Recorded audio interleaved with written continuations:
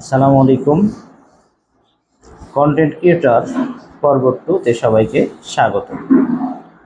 আধুনিক যুগকে যদি ডিজিটাল ক্যানভাসের সঙ্গে তুলনা করা হয়, তবে কন্টেন্ট ক্রিয়েটররা হলেন সেই ক্যানভাসের নিপুণ শিল্পী। তারা তাদের সৃজনশীলতা, জ্ঞান ও প্রযুক্তিগত দক্ষতাকে কাজে লাগিয়ে এমন সব বিষয়বস্তু বা কন্টেন্ট তৈরি করেন যা আমাদের তথ্য গ্রহণ, বিনোদন লাভ এবং একে অপরের সঙ্গে যোগাযোগের ধারণকে আমূল পরিবর্তন করে দিয়েছেন। কিন্তু এই কন্টেন্ট ক্রিয়েটর আসলে কারা? তাদের কাজের পরিধি কতদূর বিস্তৃত? আসুন বিশ্ববিখ্যাত কতিপয় উক্তির আলোকে তাদের সংজ্ঞা ও তাৎপর্য বোঝার চেষ্টা করি। ডিজিটাল যুগের প্রেক্ষাপটে কন্টেন্ট ক্রিয়েটর শব্দটি আমাদের কাছে ক্রমশ পরিচিত হয়ে উঠেছে।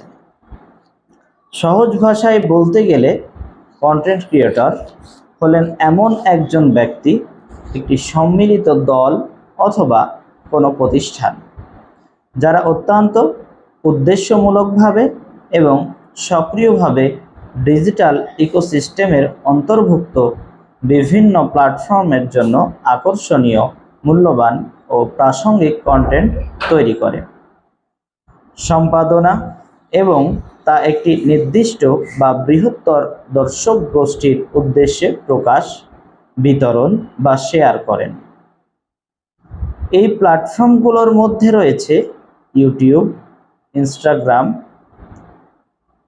ফেসবুক, এক্স, পূর্বে টুইটার, টিকটক, লিঙ্কডইন, ব্যক্তিগত ব্লগ, পডকাস্টিং প্ল্যাটফর্ম যেমন স্পটিফাই, অ্যাপল পডকাস্ট এবং বিভিন্ন ওয়েবসাইট।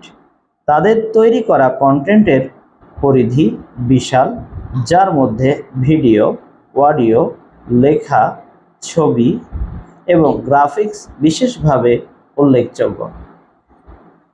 এই কন্টেন্টের অপরিমেয় গুরুত্ব অনুধাবন করেই মাইক্রোসফটের সহ-প্রতিষ্ঠাতা বিল গেটস 1996 সালের 3 জানুয়ারি তার ওয়েবসাইটে প্রকাশিত এক যুগান্তকারী প্রবন্ধে ঘোষণা করেছিলেন, কন্টেন্ট ইজ কিং।